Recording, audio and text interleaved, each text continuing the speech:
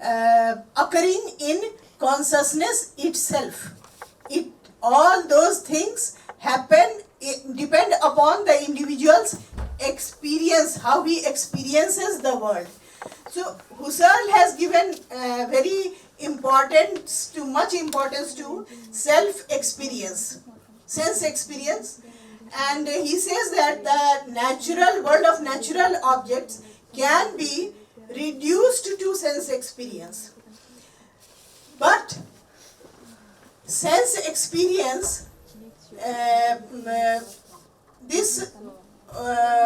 sense experience through which an individual gets the knowledge of the world, individual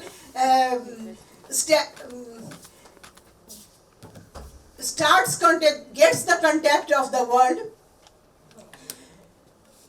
is not that experience is the pure experience, the immediate experience. And pure experience cannot be found without being related to pure consciousness. And this pure experience is not like this and that experience. It is simply general awareness of the world. And this awareness of the world,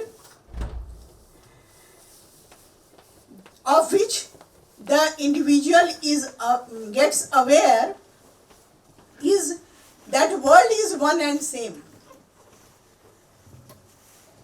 So Husserl opines that this sameness of the world comes to the individual when he experiences the other things in the world, and he also experiences his own self and realizes the presence of other persons in the world. When an individual realizes oneself as the part of the world, his attitude towards the world changes. Now he considers himself as the part of the world, and world becomes valuable to him. It is not simply the world of tools or events. The world gains value in the sense that individual now considers that this world is a means of fulfillment of his purposes.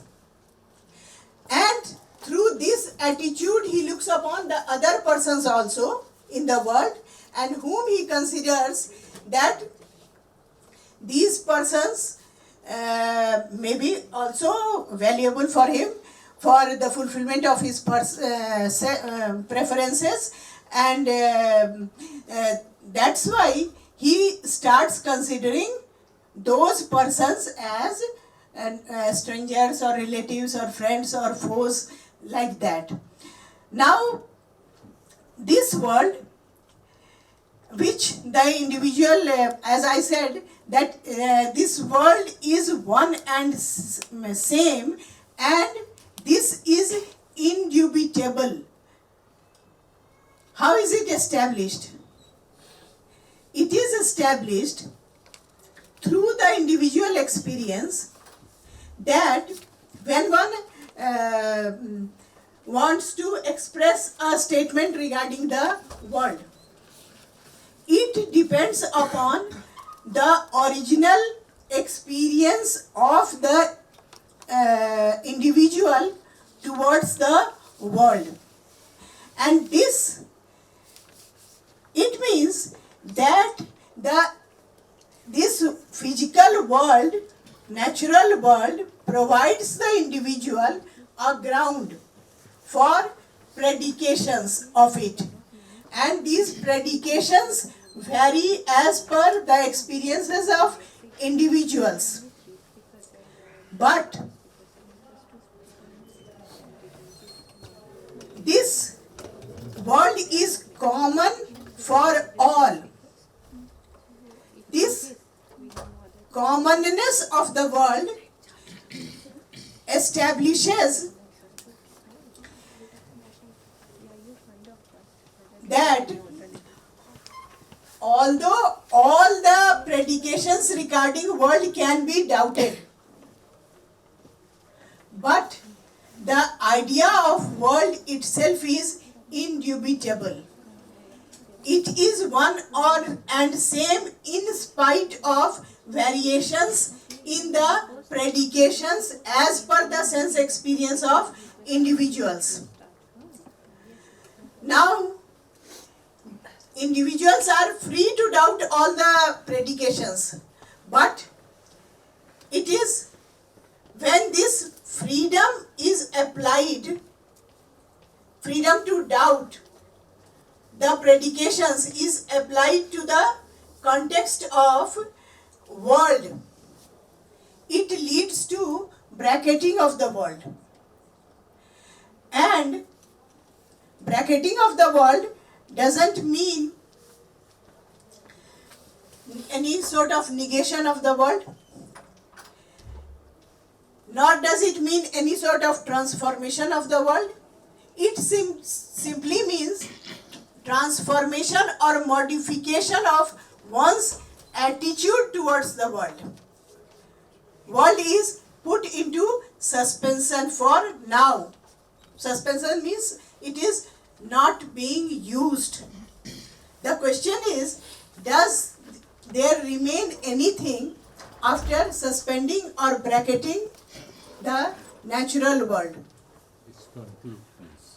Husserl says that pure consciousness with its pure correlates of pure experience is discovered after this phenomenological reduction of external world. And this world, through this world, Husserl shows that after the reduction, phenomenological reduction, the consciousness reaches the region of general ego, which he calls general consciousness, which he calls ego. And ego is the basic condition of one's sense experience. And this general ego, with the phenomenological reduction, leads to the understanding that the world is there, their world was already there even before the personal glance or personal gaze of the self is put upon that world. So here we find that phenomenology of Husserl and the idea of consciousness of Husserl and that of Ramanuj come quite close to each other. Because when Husserl says that the world of consciousness depends, is given to the individual in his pure experience, he establishes the region of being which is indubitable. This experience is true for oneself, the self that is experiencing. And Ramanuj, when Ramanuj says that knowledge is self-evident, then Ramanuj also says that this self-evident is true to one's own self and not to others. Means one who craves for, who treads that path of bhakti and prapatti, he gets that self-realization. Thank you. Thank you, Abaji. Earlian phenomenology. She rightly told that Ramanuja, there is sheath, is dependent on self. So each and existence of each and everything is self-evident, dependent on the self. And Husserl also has raised the concept of intentionality, and he puts the apparent true or falsity under bracket. We cannot make any comment about the status of the external reality. And when it is seen through the light of self, then we can say something, make comment about the. So self-centricity of knowledge belongs to both the system, in Ramanuja and also in Husserl. So this is the her one or two point as I have understood. So this is open for discussion. If you have any question, queries, you may ask. Please, please do it. Number one. Secondly, when you say the reduction of external world. Should I reply to this point? Because otherwise I will forget. Okay. Yes, intentionality and consciousness is same. I mean, for Husserl, consciousness, is not confined to intentionality only. There is an intentional consciousness, but it includes other consciousness also. Like when he talk about idiotic or Neumannosis, all these and other also positional, non-positional consciousness. So many consciousness he talked about. So My concern was here regarding the basic of consciousness of Husserl. I am not talking about the whole thesis of Husserl. And the basic idea of consciousness is that it is intentional, of or about something, and consciousness itself is that pure region of consciousness is established by Husserl through bracketing of the world. With this area he establishes by bracketing of the world, which is the pure region, and through that which is the my world. main question, ma'am. Is it bracketing of the world or is it the bracketing of your consciousness? Yes. I mean, Bracketing of the idea of the world in my consciousness, not bracketing. I am the self is concerned for that. The self is interested in that, and that's why the self brackets is bracketing the world, and through bracketing the self gains that knowledge, or like that. Through bracketing, self proceeds on the path of subjectivity established. Through bracketing, the idea of subjectivity is established by Okay, Husserl. ma'am. Thank you. thank you, ma'am. Thank you. We'll discuss. So one question may be allowed if someone think others they don't have. The consciousness in Ramanuja, madam, the one thing I would like to say, their Chaitanya, consciousness, this is Abhinna, Abhed. So identity is there. But among the three types of identity, two types Ramanuj has accepted, Sajatiya Bhed and Bijatiya. But so far as Sagata Bhed is concerned, he accepted it. Yes, Within that is someone, internal Bheda is accepted. So you cannot say that each and everything is consciousness dependent. However, this is my comment, you may agree or not agree, but we will discuss. May I say something? A Please. few words. Within one or two lines. Yes, sir. Okay. Regarding this, I said that this consciousness is quality. Thank you. So, thank you, Dr. Professor Ava Singh, for her presentation. Now, have a big clap for her. Now I would invite Hari Narayan V, IIT Jodhpur. Maybe it amounts to that only. So blind spot, of course, many of you might have heard of blind spot in the context of vision. In the vision, there is a blind spot where there is optic nerve actually. That means the information that we get through retina, something is not passed because there is that nerve that connects to the brain actually. So that's a blind spot, strictly speaking, in the context of vision. But here it is used in another sense that refers to basically experience. Experience is a blind spot of the sciences. That's what some theorists have been saying.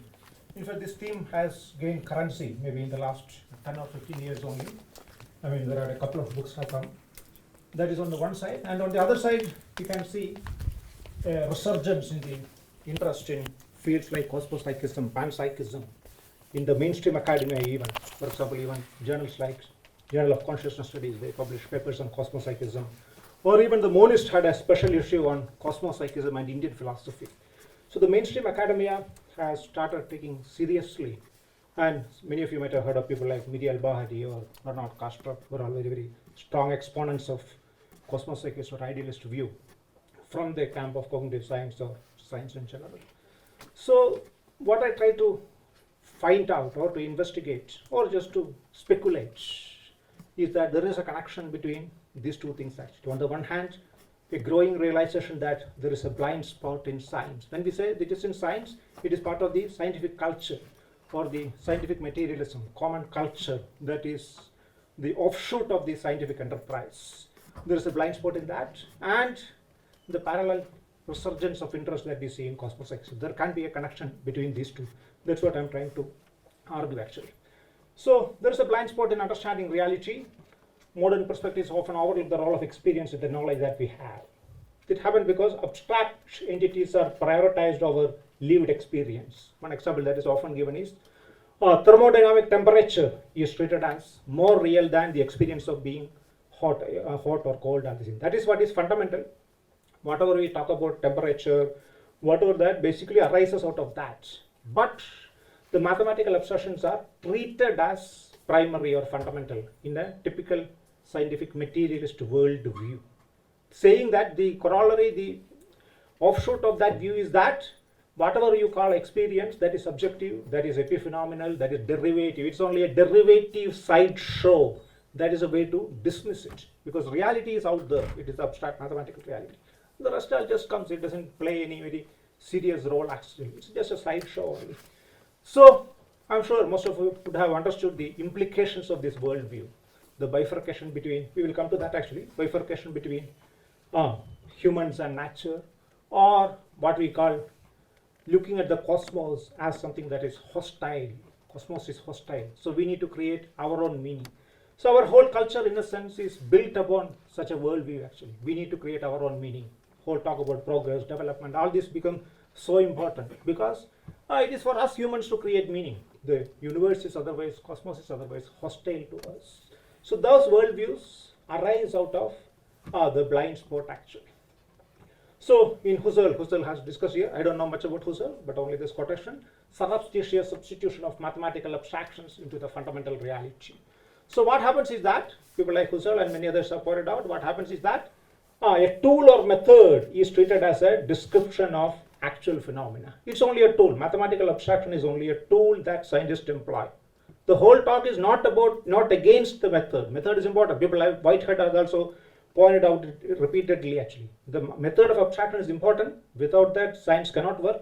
It is very, very influential, effective. Nobody is questioning that. But that should not be treated as the real thing actually. It should not result in overlooking experience. It should not end up undermining the importance or the primacy of the experience. That's what Whitehead said, Husserl said, and the contemporary theorists also say that point only. It should not become the basis of our worldview or our way of looking at the world. That is the only point actually.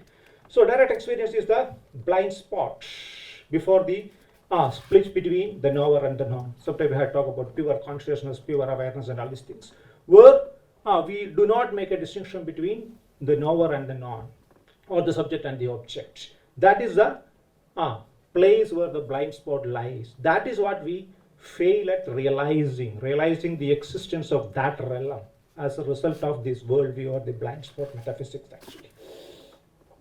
So failure to see direct experience as the wellspring of knowledge. All knowledge arises out of that only. That is something that is overlooked actually. And this has become a culturally ubiquitous mindset. So the target is basically the cultural mindset that is the result of it, not scientific enterprise as such. That's important. It's important to reiterate the point, just it's likely to be misunderstood. The target is the cultural mindset that is the result of that, which in turn has given rise to all the problems, the worldview that we have, looking at the world as hostile or bifurcating between humans and nature, or trying to control or conquer nature. All these things are a result of that actually. So I think there is a real failure. Even all of us know that, even though science has been inquiring what is mind or neuroscience, there is a colossal failure, fundamental failure in understanding what is mind, consciousness, meaning. All these things completely remain, almost completely remain inexplicable even now actually. There is no doubt in that actually. So results in a situation where we end up looking for an object where there is light, even if we know that the object is not there. So that happens because these are the only tools that we have got. We have light, so look for it. We know that it is not there. So it may be in darkness, but we have no way. So language, concepts, these are the light that we have. Whereas reality may be in darkness. But we have no option but to use the tools actually. The problem comes when we do not realize, when we fail to recognize that reality is out there in the darkness, or the ability to embrace the darkness. That may require us to go beyond the tools, at least for the time being. That failure to realize or to embrace the presence, the existence of the darkness, or to realize that there is much more than that we know, that failure is the result of what is called the blind spot metaphysics. So all these points, some of the points we have already explained actually. Bifurcation of nature, reductionism, all this basically result from that actually, the worldview that is generated. So consciousness, subjectivity, it's all treated as something that humans have only, or inside us only. So the rest of the world is completely inert. That is what makes the cosmos as hostile actually. So in that context, all other worldviews like panpsychism or cosmopsychism, idealism, all this looks completely implausible actually. How can there be consciousness? For example, panpsychists often say that even a quark or a neutron, they all have consciousness, but it looks quite implausible. How can it be? It may be in a very small amount, just like saying that consciousness is something that is absolute. There is an interesting way of explaining it actually. There is something called the midshipman easy problem actually. What happened is that a lady got pregnant out of wedlock. So when she was asked what is it, she tried to justify it saying that, yeah, it's true, but what's the problem? It's very small. So that will not work actually, isn't it? That kind of argument will not work when it comes to consciousness or holistic actually. Even if it is small, that is real. That is because it is called treated as absolute. It's not a matter of what is it, something yes or no. It is the way it functions actually. So consciousness has to be or can be understood in that manner, that is present everywhere in the panpsychist position or cosmopsychism or idealism it is. But that possibility, the plausibility of that view becomes close to us as long as we function within the blind spot metaphysics. So I think this point also we have explained. It's not a matter of worldview, not science as such.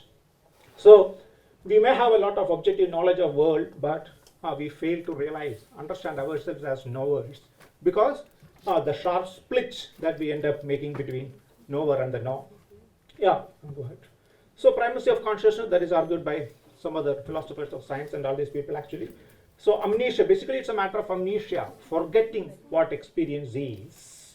That happens because experience or consciousness, that aspect is completely overlooked. And this can also be understood in terms of what is called transparency of mental representation. Yeah, you can go next. Yeah.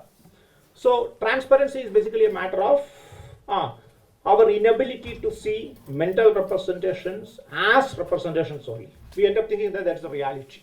This is a term that was used by G.E. Moore and others, and it has become popular in many other disciplines actually. That means when a system that uses representation does not realize that it is only a representation, we think that it's the reality.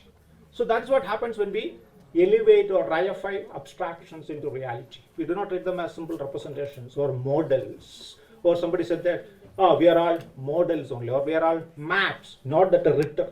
So life is completely spent on maps, and the territory we end up missing the crux of the territory as a result of that. So the whole abstraction can be the result of literacy also. That is one point that we often overlook actually. So there's a whole lot of difference between alphabetical language and other pictorial languages actually. So when alphabetical languages were introduced, our attention naturally get fixed into something that is completely artificial. Artificial in the sense, something that you do not come across in the natural world. Whereas in pictorial languages, okay, there is some connection with whatever is there in the nature actually. Whereas when it comes to alphabets, there is hardly anything similar in the nature. So when attention gets transfixed in that virtual reality, that's a gradual process. Technology, whatever technology that happened afterwards, that also must have played a big role. In fact, somebody even said that with the invention of mechanical clocks, eternity is no longer the measure of human beings. So we have lost touch with eternity. Eternity here basically means whatever is there in the unknown cosmos, the whole of which we are part. But we lose touch with that when, with the availability of all these things like mechanical clocks, literacy, and all the development, subsequent development that happened, that end up transfixing us in a virtual world actually. So in that condition is what we meant by, or the result of what we call the bifurcation or treating cosmos as hostile. The virtual world, it's called living in a virtual world. Somebody even said that the real world, we treat the real world simply as a animated version of our representation. Because our attention is on representation, language, this and that. And the real world is simply an animated version. That's the way we look at it. Whereas as a matter of fact, representations are only a devitalized version of reality. That's the reality. Representations are devitalized. They are not the real thing. But our attention is mostly on representation. So that happens actually. Okay, please go to the next. So one way to mitigate the blind spot, so that realization, if we accept that there is a blind spot and this has given rise to a world view which can have catastrophic, perilous impact, then it is important to look into the ways to mitigate the blind spot. And one way is certainly the meditative traditions, which gives us access to what may be called the pure awareness and all these things actually. Because that is what the blind spot is, pure awareness, where there is no distinction between subject and object, whereas a contentless awareness is possible. So we all know that, most of us would be familiar with all these things. For example, Harding's technique, there is a lot of meditative tradition, but even apart from that, some people even say that there are instant ways to access pure awareness, what is called Harding's finger technique actually. You look at many objects with your finger and eventually you just bring it here. What does it point at? Your finger doesn't point at anything, isn't it? I hope you got the point. You are using your finger to point at different things like mic, phone, this and that, and suddenly you bring it here to the center of your eyebrow. What happens is that the finger is of course pointing at your eyebrow, but you are not able to see that eyebrow, isn't it? So as far as your experience is concerned, it is nothing, it is contentless, isn't it? That is what is the contentless awareness actually. He even calls it knowing ourselves from zero distance actually. Who we are. For another person from here, we are just another human beings. But from far away, somebody is on flight, then this is at most a city, something very vague actually, isn't it? Similarly, who are we from zero distance? Zero distance, we are nothing, that's what he says. Or another way to understand it is a famous picture portrayed by Bach, a headless man. So who do you look? For you, all of us do not see our head actually, isn't it? So if you want to really portray ourselves the way we look ourselves, without looking at obviously a mirror, then we cannot draw our head actually. Only from this side only we can draw. That's a famous painting by Bach actually, headless man. So actually we are headless, that's what it means. In fact, Harding's way is also called headless way. So this is basically a way to realize that we are actually nothing in ourselves. Nothing obviously means, I'm sure all of you would know, nothing is means everything actually. Form is emptiness and emptiness is form. So inside when we feel we are nothing, there is simultaneously the possibility of realizing that we are everything. Nisargadatta famously said, isn't it? I am inside. Inside I am nothing and outside I am everything. So inside nothing is love. It is wisdom. And outside I am everything is love. So how wisdom and love can give rise to or support one another. So the experience of nothingness inside, which is accessible through meditative traditions or even through this kind of instant techniques. I'm just calling it instant technique. He's not calling it. So these instant techniques can give rise to access to pure awareness, which in turn can give rise to the experience of nothingness also. So the point that I'm trying, how many minutes? 2 minutes? 1 minute? Yeah. I mean, you don't want me to stop? 5 minutes. 5 minutes, okay, it's more than, that is disappointing for me. I will have to continue to speak for 5 minutes. Okay, then I'll be a bit slower. So the point that is being trying to make is that the efforts to mitigate blind spot give rise to the not the possibility, give rise to appreciating the need for pure awareness or pure experience, which is basically a matter of going beyond subject-object duality, the division between knower and the known, and all these things. Actually, going beyond basically means that is what pure experience is. Subject and object division, everything comes subsequently. All these things have been said by many people. Vasubandhu has famously argued for that. So there's a lot of literature in the ancient literature as well as modern literature. In cognitive science also, people like, what is his name? Mark Johnson and others. They're all very, carefully defended the position actually, isn't it? As far as our real experience is concerned, there is no division. Division between the subject and object is a matter of subsequent abstraction. This is something that many of the contemporary cognitive scientists and our ancient teachers also have said the same point actually. So the point is that mitigating the blind spot leads us to access that realm of pure experience. The need to access the realm of pure experience. That is what is required if we want to mitigate the blind spot. Which in turn, so the accessing the pure experience can give rise to worldview. It makes plausible worldview like cosmopsychism. I'm only saying it makes plausible. I'm not in a position to defend any of the cosmopsychist worldview or anything. I'm not in a position actually. It can be Aurobindo's view. In fact, I appreciate people like Swami Medhananda who argue that Aurobindo's cosmopsychism has got that potential. Evolutionary cosmopsychism has got the potential to explain many aspects of existence because of involution and evolution. All this is a possibility. I'm only saying I have inclined to that. I'm inclined to that. I'm not able to make any strong defense of any of the cosmopsychist position. But the only point that I'm trying to make is that this line of thinking leads us to look at the plausibility of such worldviews actually. Or we are no longer captivated by the old style of looking at the world outside as completely existing outside and the subject is here, which in turn gives rise to a particular kind of worldview. It is in that worldview only cosmopsychism or even panpsychism. There is a lot of difference between these views. I agree that. But for my purpose, I am clubbing all these things actually, whether it is panpsychism or cosmopsychism or even idealism. I am clubbing all of them. That these views look implausible only when we are in the grip of the blind spot metaphysics. If we are able to overcome that, all these look plausible. That is the only point I am trying to make. As of now, I am able to make only that point of, claim actually. Okay, that's enough. Okay, thank you. Thank you. Welcome. So I think this is, in that case, we cannot know the object. This is blind. Known and knower, distinction is not there. And if we have inability to see the reality, then there are certain processes to have the phenomenon of worldview. Kindly tell me what cosmopsychism is. Cosmopsychism basically is a worldview. Ultimate reality is consciousness. Worldview. Worldview. Ultimate reality is consciousness. And how can I reach that ultimate reality, cosmopsychism? I have started with blind spot. And then how can I reach to that ultimate reality? Can you give that is one what, or two lines? that's what I have been trying to say actually. Mitigating, the task of mitigating blind spot requires us to access what is called pure awareness or pure consciousness. That's the first point.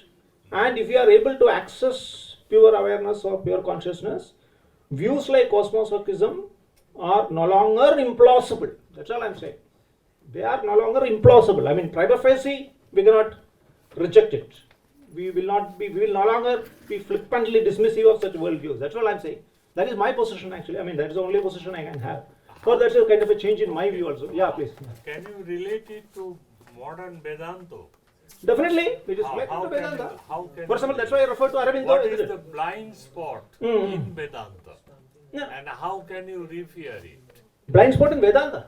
Yeah. I don't think there is any blind spot in Vedanta. There may not be any blind spot. We are saying that there is a blind spot in modern worldview. That's what we are saying. Vedanta may not have that blind spot. I don't know. I don't say. But yes, it is there. Yeah, it can be. Because you cannot know the object as it is. So, as you told, that pure consciousness is the factor which can lead us from blind spot, relieve us from the blind spot, and take us to the world view. So in between, the instrumental factor is pure consciousness. What do you mean by that? In Vedanta, I know what is pure consciousness. But so far as your presentation, what is to be understood by the term pure consciousness? Yeah, basically it's a state of awareness where there is no cognitive content, there is no affective content. That's why we gave this example. Shall I repeat that example again? You are using your finger to point at things. There is a human being here, there is a chair, there is a laptop here, there is a mobile phone here, and suddenly you take your finger and point at the mid of your eyebrows. Okay. Now the point here is that then you are asking the question, what does your finger point at? So here, actually as a matter of fact, your finger is pointing at your mid of eyebrows. But the point is that till then, whatever your finger points at, you are able to see.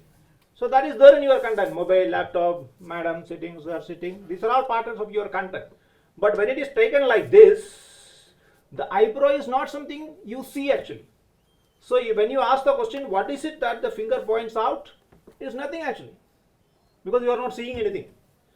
That is the pure consciousness. That is headlessness, we can That say. is consciousness of having no object at all. Yeah, that that is is not in having- Vedanta. That is, In Vedanta, just 1 minute, Yeah, I please. should not take much time because I am the chair.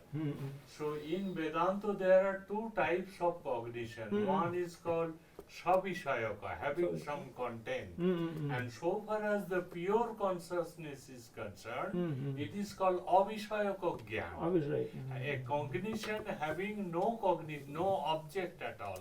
Content-less cognition. Yeah, So in that sense, it can be related with Vedanta. yeah, definitely. Please, others are naturally. Please. Just a quick question. You Yeah, fix the point. Because you begin by accepting everybody's truth. Yeah. In what way? I Their will accept it. subjective experience, that's the sort of point of departure. No, that is so. Subjective experience is the point of departure, but that experience is not given its due. That is the blind spot, isn't it? So, I mean, you mean to say that if we accept to relate to you, point of view or anything, it doesn't mean that. Would you take something? Yeah, please. I wanted to say that as long as the consciousness is in the body, as long as consciousness is in the body, the distinction between subject and object has to be there. Because if you say that putting the finger between the head, then we can recognize that consciousness as it is. The moment you would feel hungry, your consciousness would revert to the point that I need food. Obviously. And in that same sense, if you propose your thesis and we accept that, then the whole idea of aesthetics, the whole idea of ethics, the whole idea of political discourse, taking the agenda of any particular ideology would dissolve. So in that sense, the whole discourse of this practical world becomes futile. That Maya thing comes into the existence.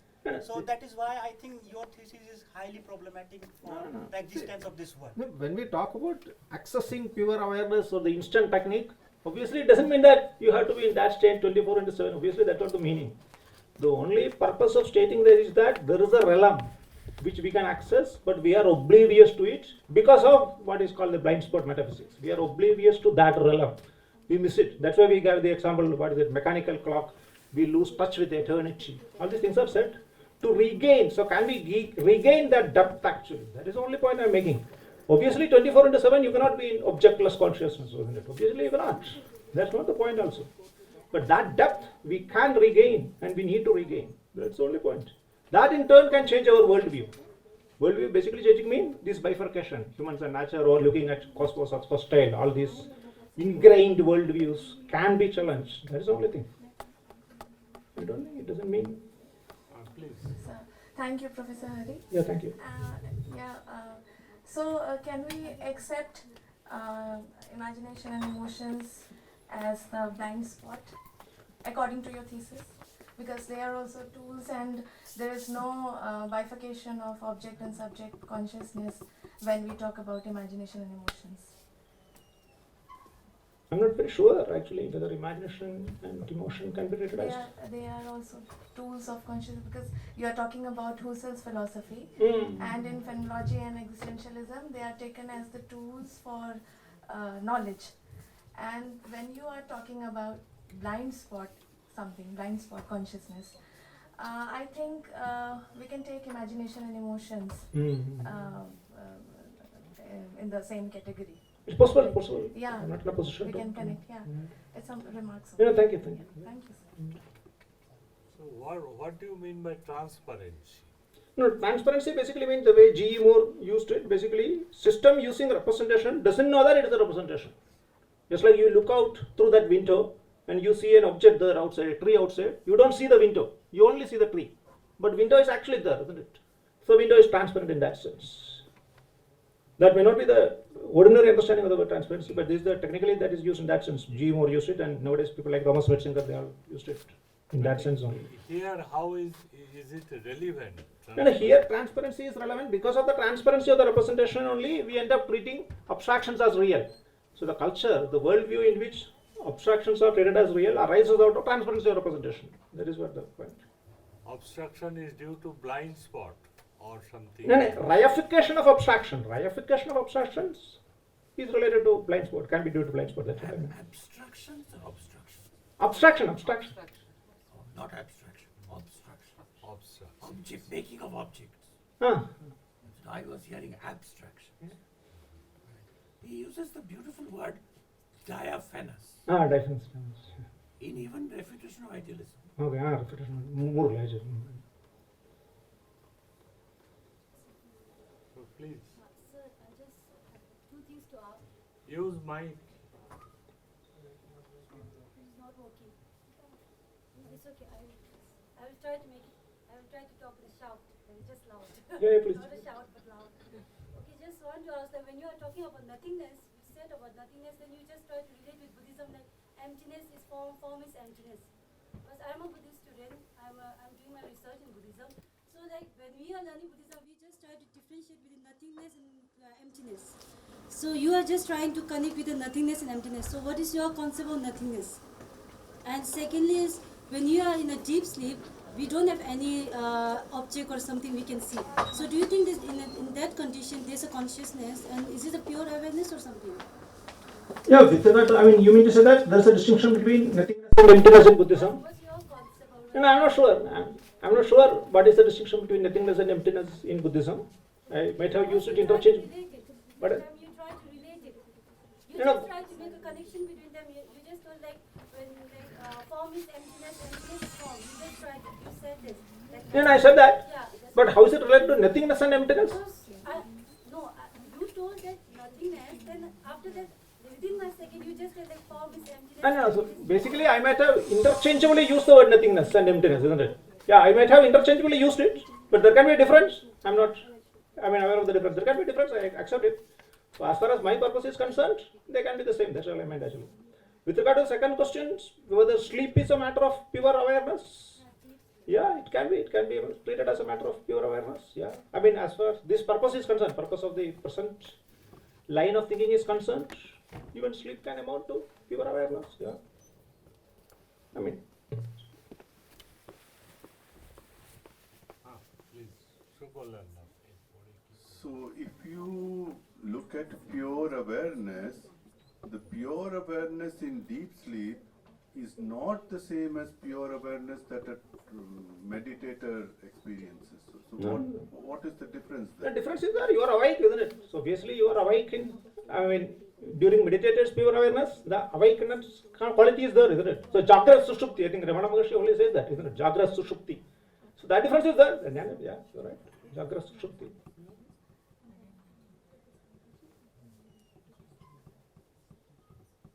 Okay. Thank you very much. Thank you. Now Deepti Chaudhary, she has not come now. From store consciousness develops a consciousness called mind. While its characteristic is that of reflection, mind consciousness has store consciousness itself as its object. Quote, dependent on it, there develops a consciousness called mind, having it, the store consciousness, as its object of consciousness, and having the nature of always reflecting, unquote. Manas is always defiled, being at all times accompanied by the view of self, confusion of self, pride of self, and love of self. Further, the Sarvakatras always accompany it. This state of consciousness, however, cannot be found in reality, in saintly state of arhatship, in attainment of nirodha, or even in supermundane path. The third kind of transformation of consciousness is apprehension of object, which may be beneficial, non-beneficial, or both beneficial and non-beneficial. Like the store consciousness and manas, this third kind of consciousness is always associated with sarvagatras. Sometimes it arises with other mental factors which are specific. And at times it arises with beneficial mental factors, and sometimes it arises with afflictions. Vasubandhu also mentions secondary afflictions with which the consciousness may arise, that is the pravritti vijnanas. The third kind of consciousness arises in root consciousness due to conditions. Quote, in the root consciousness, the arising of the other five takes place according to conditions, either all together or not, just like waves in water. With these also arises the mental consciousness. Quote, the co-arising of a mental consciousness takes place always, unquote.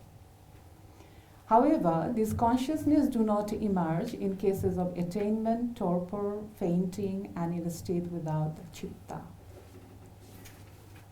Having explained the three types of consciousness, Vasubandhu now announces that these transformations, by virtue of being transformations of consciousness, are imagination. He, however, denies existence to the imagined because it is imagined.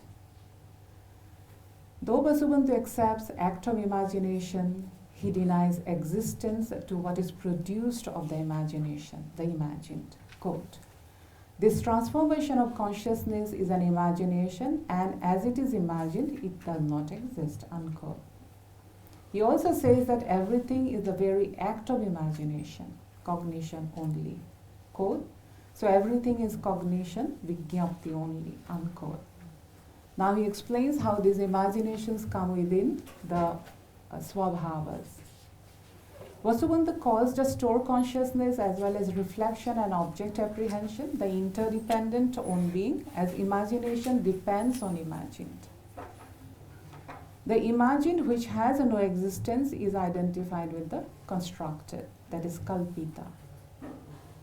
Now, regarding the fulfilled own being, nishpanna swabhava, we find Vasubandhu saying that the state of severance between interdependent own being and constructed own being is the fulfilled own being. This in fact actually is always the case, as the constructed not being there, the interdependent thus cannot be, always. Quote, the fulfilled is interdependence state of being separated always from the constructed, unquote.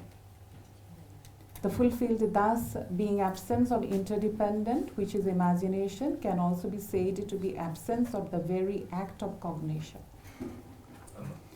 Vasubandhu says that this fulfilled own being can neither be said to be really different nor to be really non-different from imagination. His argument for non-difference of the fulfilled and the interdependent would be that the fulfilled is merely when the act of imagination is not taking place.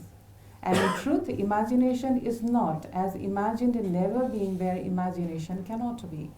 Yet, the fulfilled cannot be called as one as the same with interdependent, as interdependent at least continues or considered to continue, while the fulfilled is absence of the act. Quote.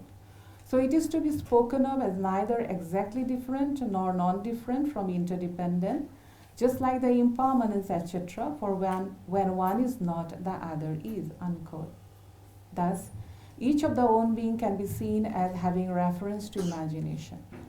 Constructed is result of act of imagination, interdependent is the act of imagination, fulfilled is the absence of the activity of imagination. Now, Vasubandhu says that each own being in truth illustrates an absence or non-existence of own being. Constructed is absence of own being by its characteristic of being merely imagined and thus not existing. Interdependent depends on imagined and that therefore it does not exist. And fulfilled by being severance of imagination and imagined and thus being absence of imagination and not existing is absence of own being. Quote, the first is without own being through its character itself, but the second because of its non-independence, and the third is absence in its own being. Unquote. Vasubandhu tells that it is basically for understanding the three types of absence of own being that absence of own being in all dharmas or events is actually taught.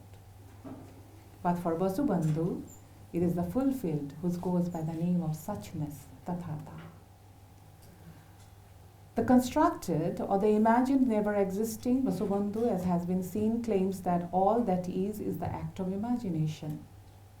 But the fact is that where there is no imagined, imagination is not. And the imagined never being there, imagination too never is.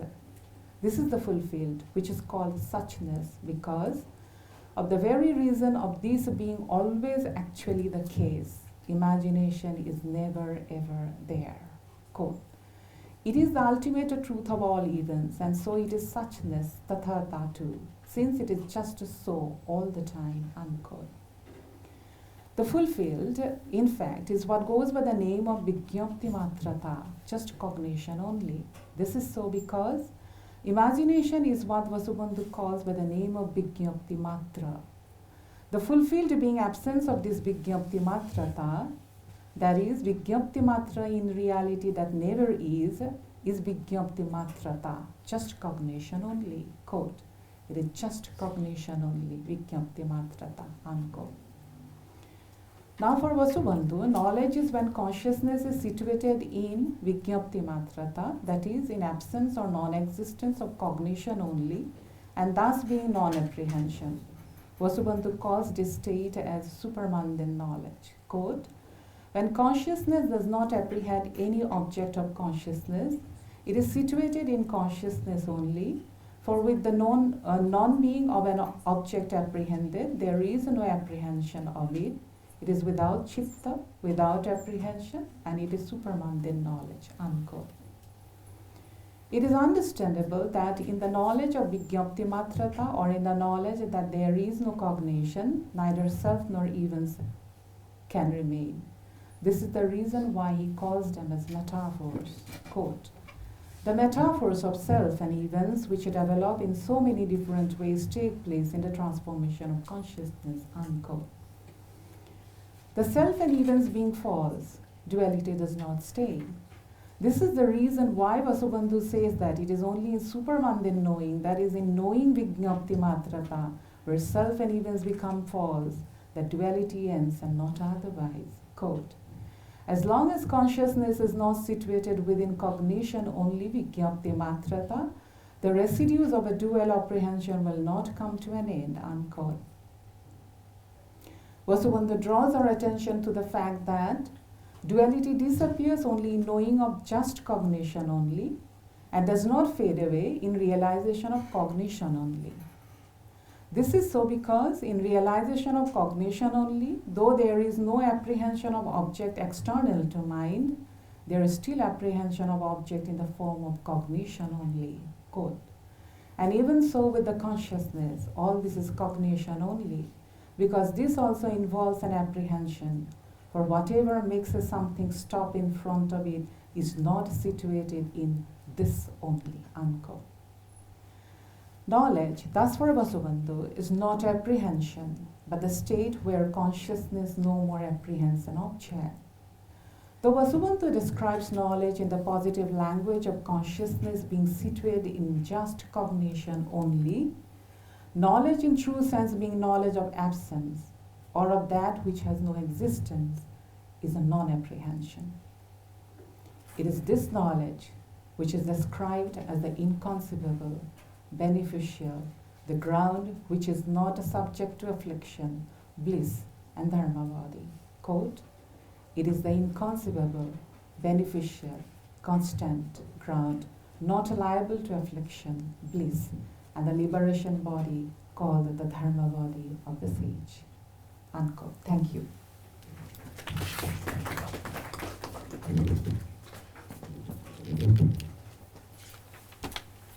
Question answer session. Someone has a question, so one can ask. Please. Anybody has a question? Yes, sir. Yes, sir. I have more questions than others. Anytime I am asking. Do you see Vasubandhu in Trimshatika or Trimshika, 29 Karika, 30th? Do you see him as a subjective idealist? Why that? Because generally, they take Berkeley and Vasubandhu in the same sentence and say that he is a subjective idealist in the sense that the external world is not mind independent, it is dependent on the mind. So the whole world is, subject to creation. So the independent existence of external mind, is questioned by Vasubandhu. That's a general reading. Do you also see that he is a subjective idealist? I wouldn't call him a subjective idealist, yes, but the term is often used because he exactly did not say that there is no external world independent of the mind. Rather, he said that there are no external objects. And what we see is only cognition. So I think there is a difference. That is, at least Berkeley would say that the object would not exist if I do not perceive it. And Vasubandhu said that there are no objects outside of the mind. So whatever is apprehended is mind only, because what is apprehended never exists. So he would say the act of imagination is all that we have, because the imagined object is not there. So I do find that there is a little difference between them, because it's not talking about the world independent of the mind or dependent on the mind. He is rather saying that the world is mind only, that everything is mind only. Anyone? That's a very ambiguous language for me. I fail to understand. Is there a table right in front of you existing or not? Is that laptop existing or not? Or is existing? I would think yes, it exists, because I think I also exist. When it first I have to come to the knowledge that. The question is, does it exist independent of your thinking? Yeah, Vasubandhu does not say that whether it exists independently of the mind. He says external objects do not exist. The objects external to mind doesn't exist. So it is not a question of dependent or independent. It's not there. So whatever we see is only mental. Oh, thank you, ma'am. I think sir also has a... Yeah. My question is related to Professor Nataraju's question also, that objective reality of the things. You saw in Vasubandhu, as you say, it's just a creation of mind. But you are saying that in between there is a position that things may be real or not real in the terms of the case of mind that is created by mind. So can you find a position in between where we can say that theoretical kind of consciousness, what you can say the reality of objects are depend upon only upon the epistemic enterprise, and ontological status is something a different state. Is there two questions in one quest? First is, if you are taking it ontologically, then the object doesn't exist. But if the object doesn't exist, then the imagination also cannot be said to be there. So it is not there in ontological sense. It is not there. Only the act is there, but the act of imagination is not there. So the imagination is not there. So the imagined object is also not there. Imagination is also not there. So only an act is there, and that act, when it is not non-imagination, that is what he calls as bodhi, or the knowledge. That is no conception, no mind. Because what we call the world is made of mind only. But if you are taking it epistemic in the sense of subject and object, he would say even that is a part of the mind only. Because I am dividing myself, I am dividing the mind itself into the object and the subject. There is even I am a mind. The very concept of I is a mind, and the object that I see is also mind for him. So when he is talking in the epistemic sense, if you are taking it in that sense, he would say the object is outside me, but it is not non-mental, because even I am mental.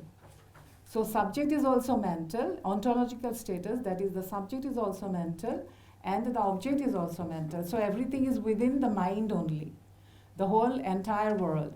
But within the mind, again we can make a distinction, that is, this is the subject and that is the object. But it doesn't mean that this object exists not independent. The object external to the circumference of the mind, it doesn't exist for him. Okay. Last question from ma'am. Ma'am, you have a question? Last question. Just a clarification. Yes. In today's Ala Vijnana you said, does Vasubandhu believe consciousness is one, non-dual, singular? Consciousness, I wouldn't say non-dual, because consciousness is, for him, the process of construction is the consciousness. And when the process of construction stops, then that is called the parinishpanna, that is called vijñapti matrata. So construction has to go, the very act of construction has to go, and then it is called the vijñapti matrata. Ma'am, what was your exact question? What is the permanent truth then? Okay, there's nothing, they won't say about anything permanent. Being Buddhist, they will never say. But they will say the act when it is constructing, that act of, the construction is false. And so definitely, and the constructed is a product of the constructed, so definitely that is false. And for Vasubandhu, he says that the entire world is nothing but construction only, mind only. And but the parinishpanna is the ending of the mind, and the or rather they would, I would say, absence of the construction. So the knowledge is actually ending of the mind. That is why the title of my paper is the knowledge of the ending of consciousness. But in the last it said that it is the inconceivable, beneficial, constant ground. So That is the knowing, the act of knowing. The act of knowing. It is only the act. The act of knowing is a constant. That is bodhi. That is bodhi. No object as such. Thank you. Okay, thank you ma'am for your lecture. And our next speaker is Dhankhar, Miranda House, University of Delhi. Artificial intelligence and argument over consciousness, exploration through Advait Vedanta.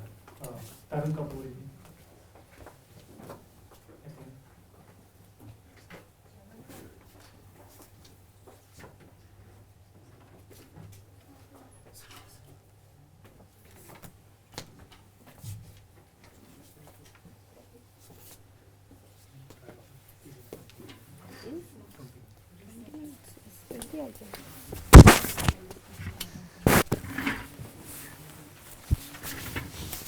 Good afternoon, everyone.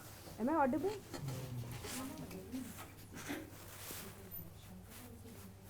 Hello. Hello. Hello. Okay. Good afternoon, everyone. No, it's not audible. Do I have to keep pressing?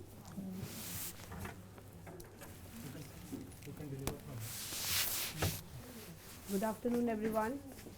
No. Okay.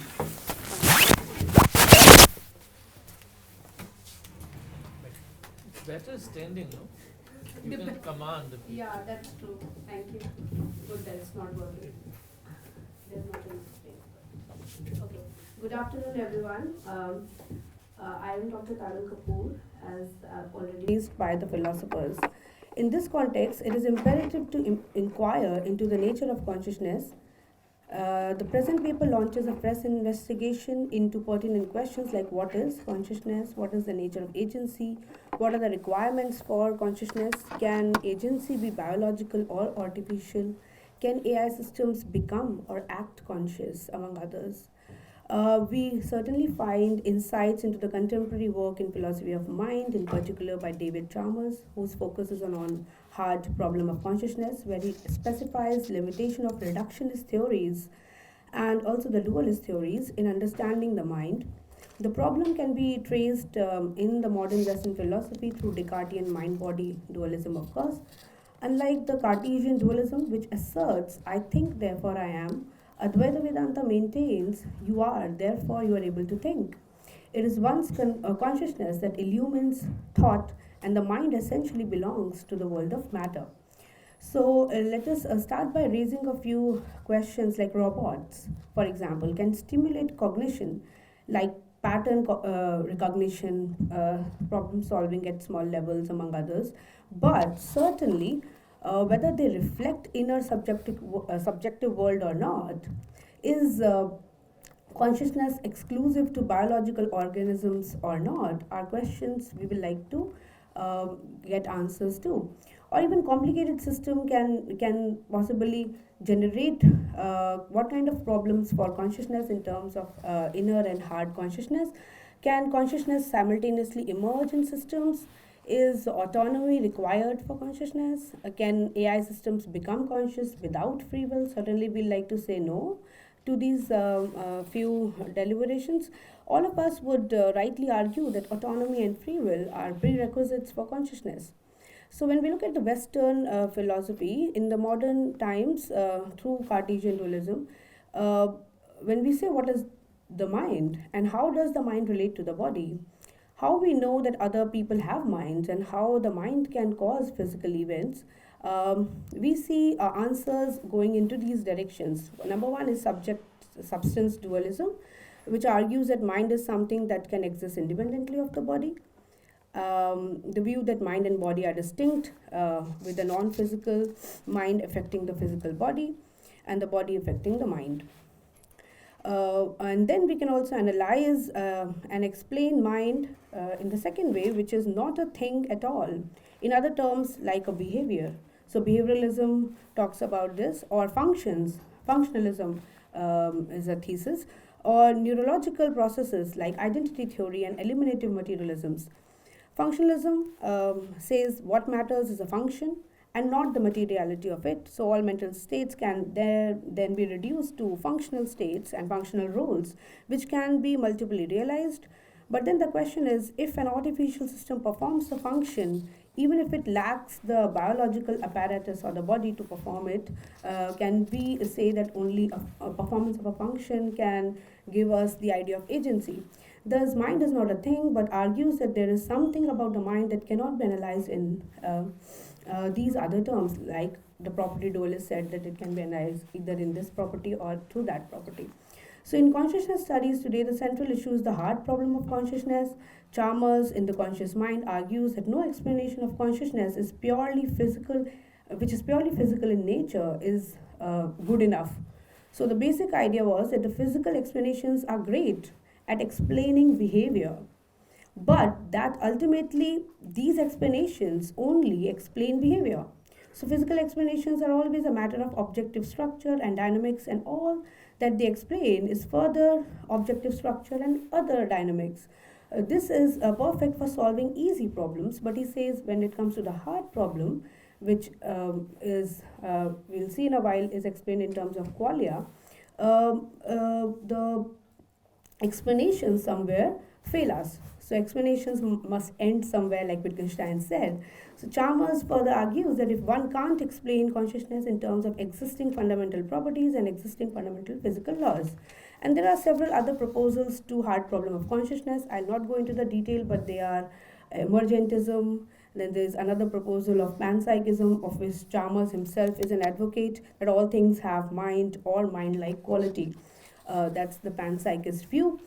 And then, of course, there are reductionists who say, oh, why do we even need to think about mental modification and sentiments, rather say that they ultimately arise from the physical. So now, what is qualia? I just want to come back to this. Qualia is introspectively accessible, subjective, phenomenal feature of mental states. And the typical argument taken is from Thomas Nagel, What is it like to be a bat? That seminal paper. What is it like to undergo the mental states which any one of us undergoes? And this looks like a subjective experience, and that's why there is a debate among philosophers that maybe qualia is something which is never accessible to anyone. Even the first person, what articulation they are giving, is not accessible to the second or the third person.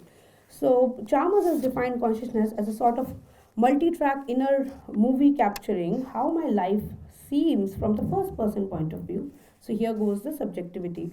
Consciousness has many components. Of course, I have a bodily experience of pain, I have auditory experience of music, I have visual experiences of all kinds of colors and shapes, I have emotional experiences, and when in my waking hours, I experience a stream of conscious thought, thinking, reasoning, among others. So when we look at consciousness, it looks like a hard problem. That's what Chalmers' claim is. He then goes on to talk about the difference between consciousness and intelligence. Now, what is intelligence? Of course, it is a sophisticated and goal-oriented behavior which all of us show, and maybe this intelligence can be replicated in machines, in AI. So this can be seen as narrow intelligence when we are talking about a small problem-solving level, and when we are talking about it in terms of a general intelligence, then we are trying to make reasonable attempts to achieve a wide variety of goals. And when one system is trying to make that attempt, then it is seen in terms of general intelligence. Now, when we see digital organisms, they are not yet close to general intelligence. Only human beings are said to be close to general intelligence, and so humans and perhaps maybe some evolved animals are capable of this. Now, intelligence is an objective feature of a system that mostly comes down to behavior. So a while back when we were talking about behavioralists, yes, maybe it can be understood through understanding of behavioral analysis. But consciousness is certainly more than that. So according to Chalmers, the problem of explaining intelligence and behavior are easy problems. And while intelligence is a matter of objective behavior, consciousness is certainly a matter of subjective experience. This is Chalmers.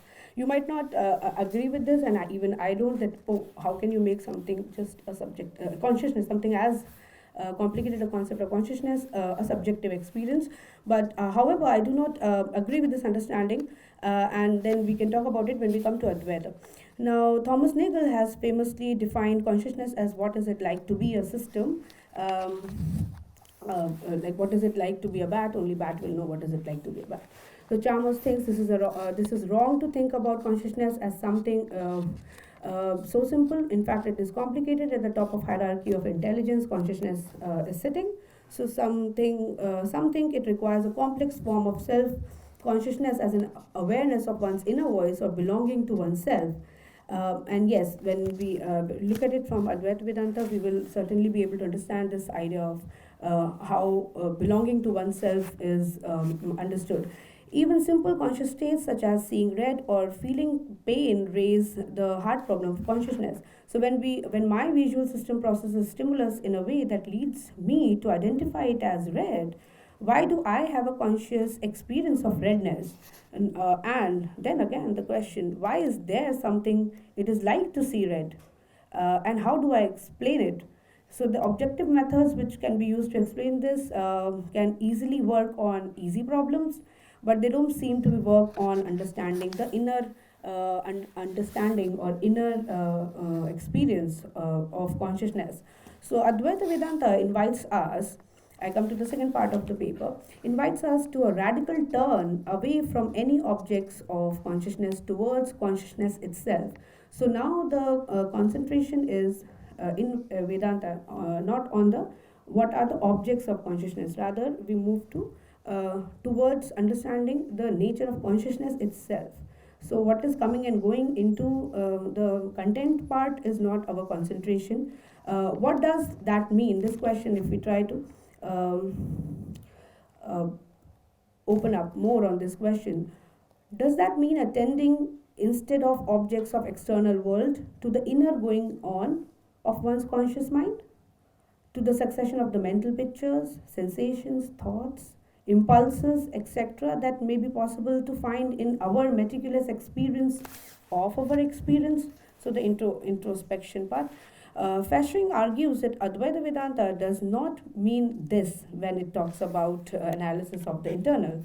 Instead, In the Vedantic view, all mental going on are objects of consciousness too, and not consciousness itself. So that is the final distinction which is made. So the identification of the self with consciousness does not mean that we consist of the mass of contents of consciousness we may introspectively find, but precisely that we exist as consciousness, which in Advaita, as in many other schools of Indian philosophy, is strictly distinguished from the mind. So now the content part is taken care of the mind and its modifications, vrittis. The description of consciousness rests upon one predication, that is manifestation or prakasha. This is one way of looking at this understanding. It is often described in Vedantic literature as prakasha eka rasa, meaning that which has only one rasa or essence, that is manifestation. In itself, it is without any form or content, nirakara, and non-objective, abhishaya. Yet, although it can never be given as an object, it is in no way concealed. Rather, it is essentially self-disclosing.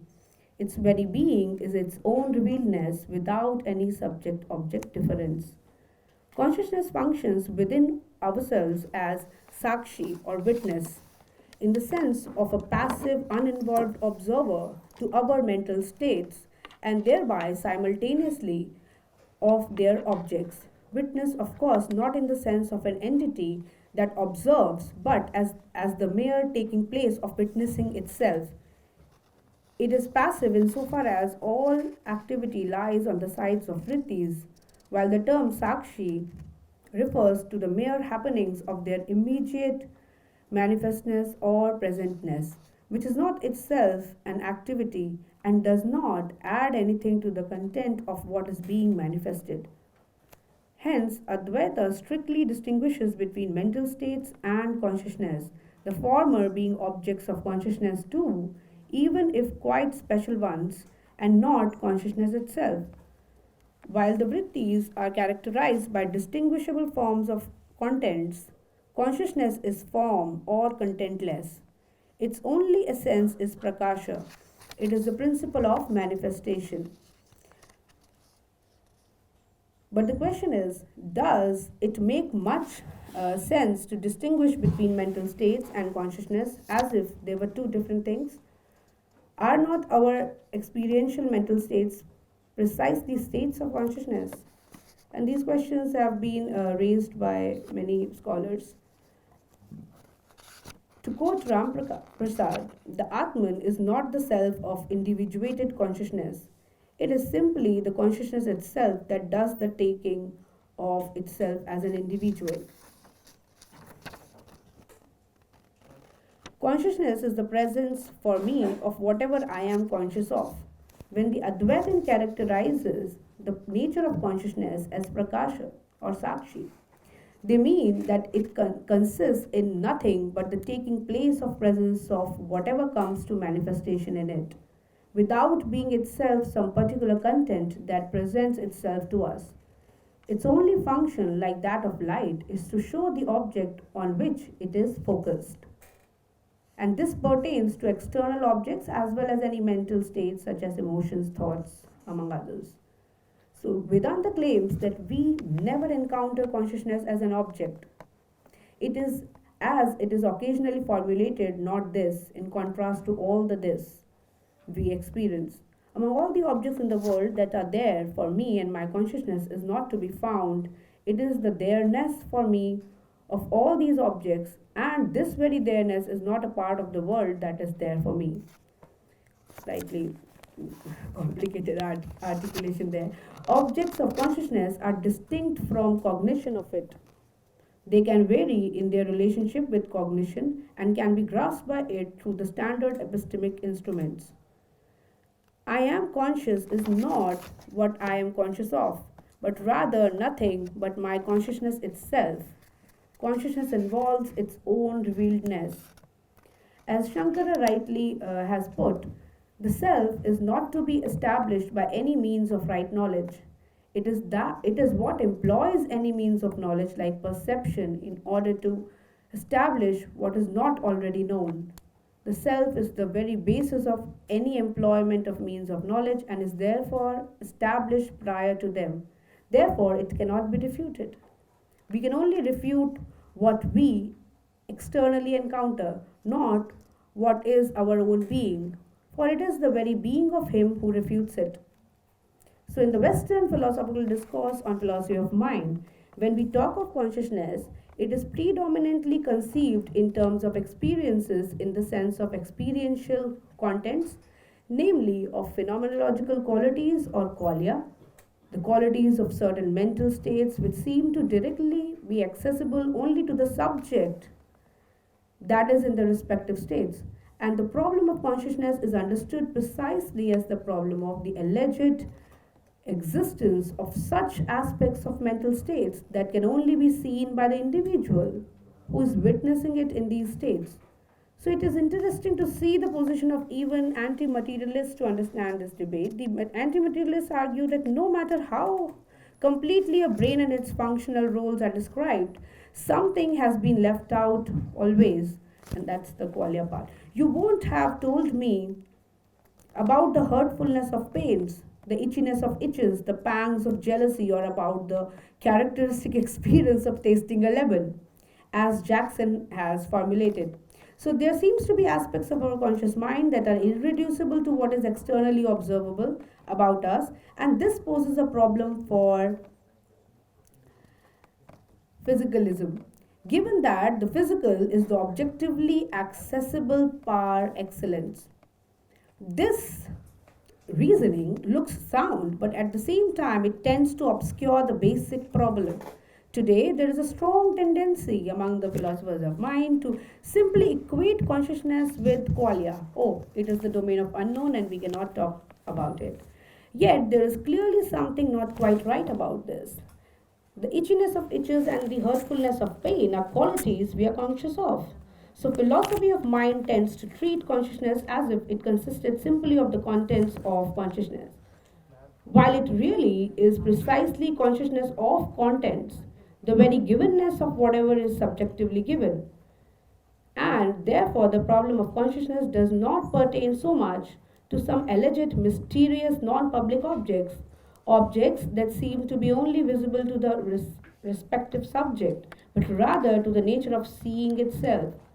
So, from an Advaitic perspective, the fundamental point against materialism is not that within the world we encounter certain objects which have characteristics that are in some sense non-material, but rather the radical difference between whatever we can encounter as an object on the one hand and what is never an object of consciousness but always only consciousness of objects on the other. Thank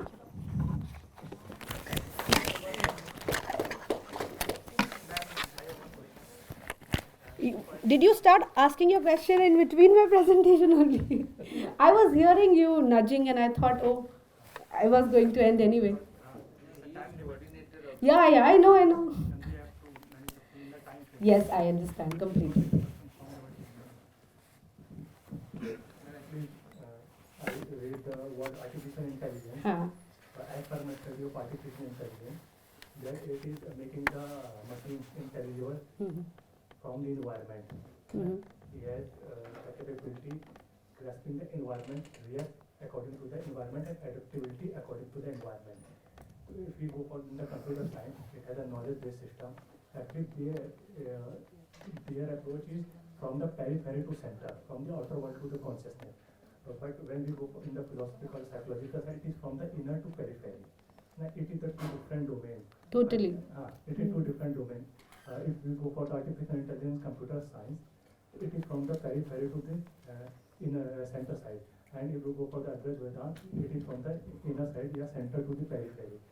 If both are from the two different domains, your view on this, how Vedanta explored the artificial intelligence when they are grouping in the two different domains? Oh, actually, the distinction which was made between intelligence and consciousness.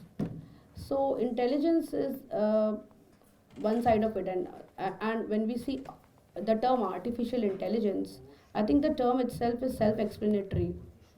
It is an artificially created intelligence, so it's not a human intelligence, of course. It is created, and it is created for a limited purpose of achieving that goal for which it is created. So if a robot is made or a machine is made to achieve a particular goal, for that it is created.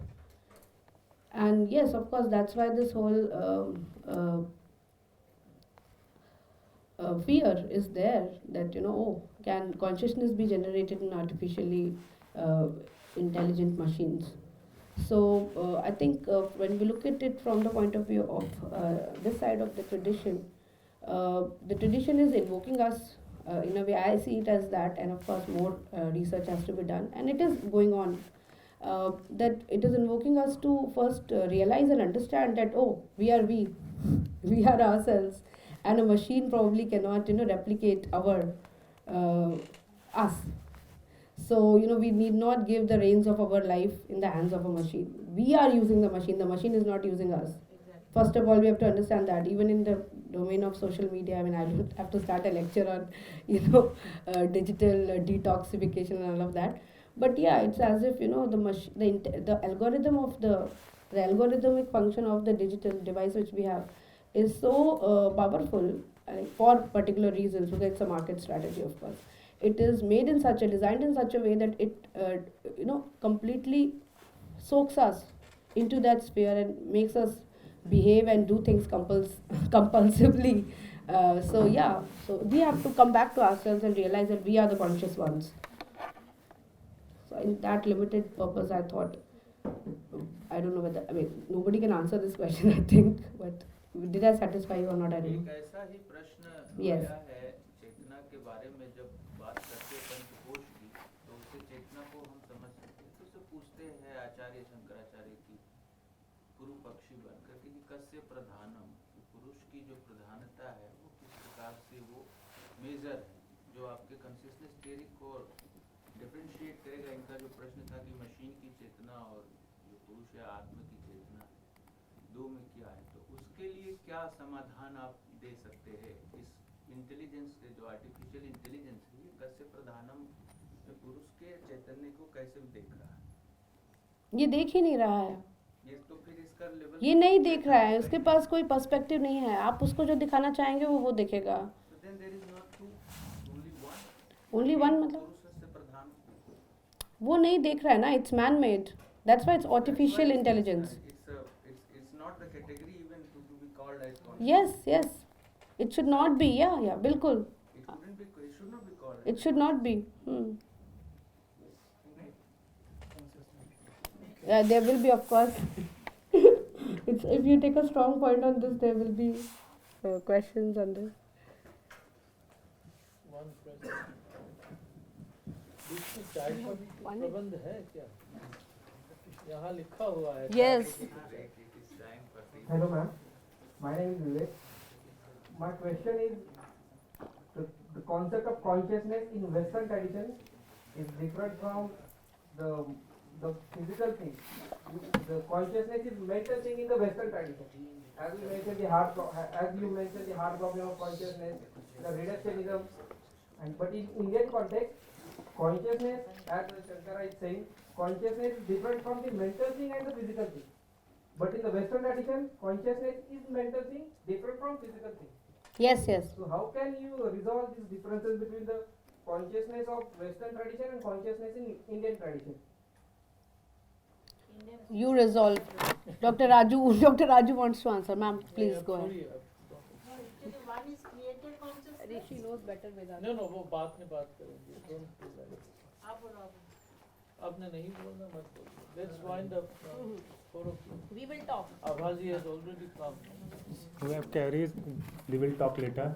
Now session is over. I am inviting to Bhagat Oinam sir, if he has some few words to say, his remark on this session. Okay sir, please sir. I'll not give my comment. I just came to thank you. Already 4 o'clock it is, and I don't know whether there will be a break for tea. Nataraju साहब चाय पिला रहे हैं या? I show that there is a schedule 11 o'clock and I'm very particular about tea. because if the stomach is not set, then the mind cannot work. So all the all the four speakers, Dr. Gita Kumari, Dr. Sudatsa Rajuji, Dr. Shakuntala Boraji, and Dr. Tarang Kapoor. All the four, out of which last three were on consciousness. And I also have worked on consciousness. I have many things to share, but which I will not do. One thing only, two quick points. Perhaps this is something methodologically we may think over. That we try to differentiate that I'm doing an epistemic exercise or I'm doing an ontological exercise. But fact of the matter is sometimes our epistemic articulation perhaps is guided by the kind of ontological position you are taking. Whether it's a Gaudapada, it's a debate whether Gaudapada is a Buddhist or Advaitin. This is what Professor from IIT, our old good friend Raju, has been working on that. So that is something we may look into, that is it your ontology, the position that you hold, ultimately guiding your way of articulation. And let me remind, in the Western philosophy, what Hume said: reason is the slave of your passion.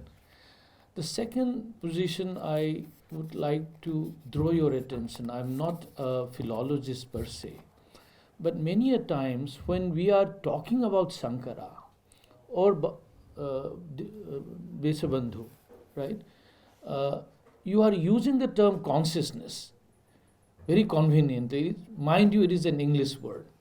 Now, consciousness, whether you want to equate with mana or with chitta, these are two different, because that we don't have the correspondent word, like it is like dharma, which is also moral obligation as well as dharma as religion.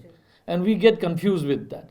So we have to be very clear when we are using consciousness in Buddhist tradition or in the Vedantic tradition, are you equating with mana or are you equating with chitta? And these are to be very clarified. Otherwise, language goes to holiday. Thank you very much. Thank you, sir, for your remark. And I'm inviting all participants to come here and collect their certificate from Sir Sain. Geeta ji, V. Sujata ji, Sakuntala ji, and Tarang Kapoor ji. Geeta ji. Welcome to the real world. This is the real Is this world. happening in the real world? Yes. Tea is coming in the real world. That is photo भी खींच लीजिए, नहीं तो proof.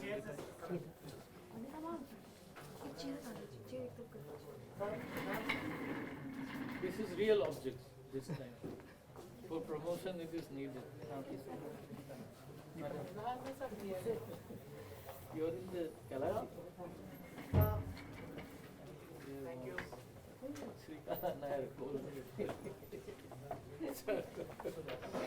Again we will continue.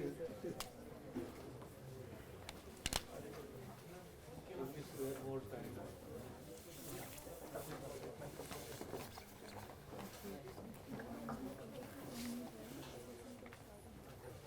Wait for the group picture. अरे group भी चाहिए. But हमें photo भेजेंगे भी तो आप. You also come with us. अच्छा.